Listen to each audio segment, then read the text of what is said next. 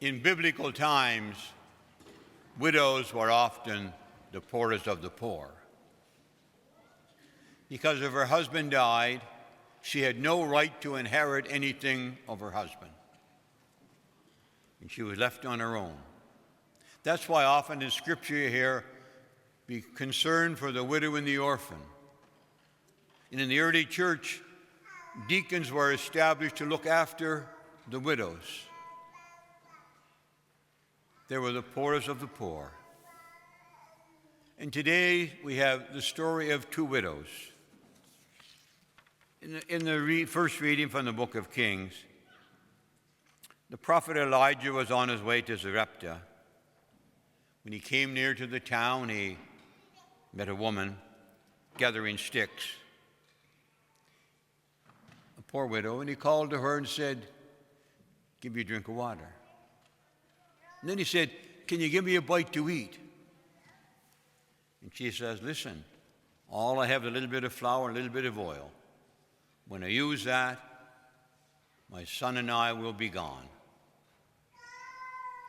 But Elijah pressed on. He said, "No, make me a cake and some oil. Don't be afraid. The little bit you have, if you're not afraid and you're trusting God, it will continue." And we know that that flask and that jar was never emptied until the drought was over. And then in the gospel, we have the story of we often call the widow's mite. During the temple, and Jesus is saying, "Look at all these rich people. You know, they're not really concerned for you." Because the scribes, many times, they abused people. They walked around and showed off. And the temple was a place of, they bought and sold animals. And then if you had Roman money, you had to change the Roman money into Jewish money in order to go into the temple. You know, a lot of people were abused in that.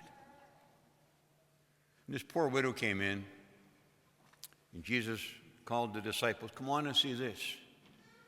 She put in 2 little coins, and he says, "Look, that poor widow has put in more than all the others." Why?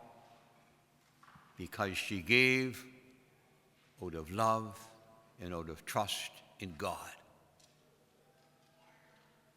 When we give, we should give out of love and trust for God. The widow was afraid in the first one.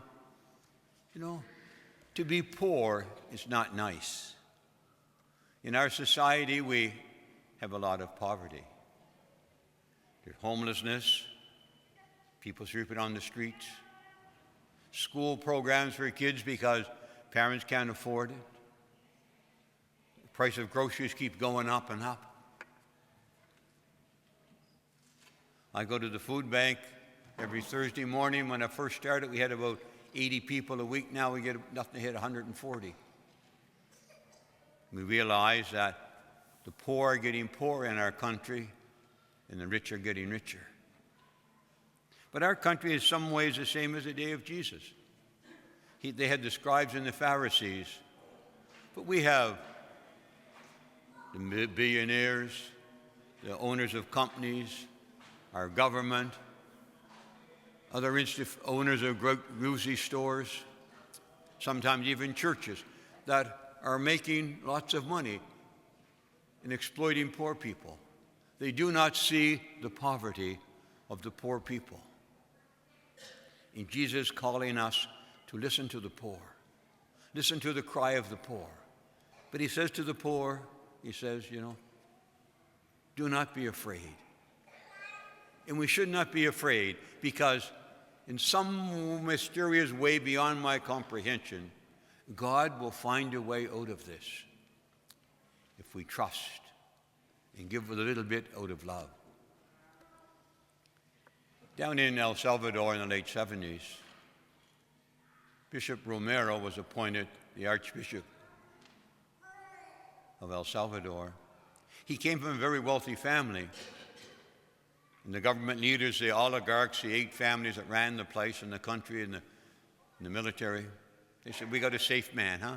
He's a rich, he'll be along with us. We have no problems now. But his good friend, Father Gallo, a Jesuit, who kept writing and speaking out for the poor when they asked somebody, he defended the widows and those. Father Gallo was murdered by the powers that be. Bishop Romero sat beside his dead body, and he began to be changed. This man, all he did was speak. And then in the country, the other three bishops issued a document. We can't listen to the poor people, they're just influenced by the communists. Bishop Romero said, that's not true. I don't go along with that. I will become the voice of the poor. And then there was a bit of massacre of a bunch of people. And he spoke out strongly. And then we know what happened. He was saying Mass one day, and they came in, lifting up the host, he shot him in the heart. But whatever happened because of the violence, because of the death, and because of it, people begin to think differently. This is not the way to go. The rich and the poor and the powerful, there need to be a change about. We need to look at our society differently. The poor can't get poor. We can't use violence to subdue them. While we get rich, we must try to make changes. As it happened in El Salvador, change needs to come about in our society as well. And we need to trust that it will. We should not be afraid, because God is God and I am not. In some mysterious way, I believe God will work this out. And hopefully we'll have a better way of life as we go into the future. Because our world and our church, we know, is in a mess. We live in fear many times of war and violence, and what's the future? But let us give out of love. What we give out of love. And let us trust. Let us trust and give out of love. It's not the amount of money that we give. It's what we give it with love and care. So let us ask the Lord to watch over us and help us in our journey as we travel and wait for a new day. Because we know at the end of time, God will work it all out in some way. I'll tell you a story now. I'll tell you a story about giving money. This priest was in a very poor parish, and a fellow came in, Father, I'd like you to have Mass for my brother. Poor priest said, I can't do that. Your brother was in the mafia. He stole millions. He pushed drugs.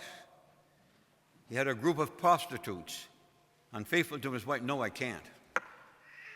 The man said, but Father, on the way in, I was looking at your church. It's getting pretty dilapidated, And I have lots of money. He said, here, I'll give you $250,000, $250,000, if you'll say Mass for my brother.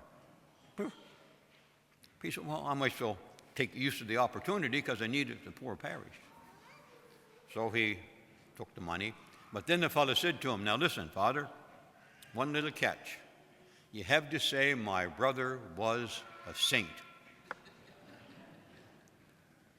So at the funeral, he finished the gospel and he went down and put his hand on the coffin. He said, John, who we're burying here today, robbed millions, pushed drugs, unfaithful to his wife, ripped off the government, but compared to his brother sitting over there, he was a saint.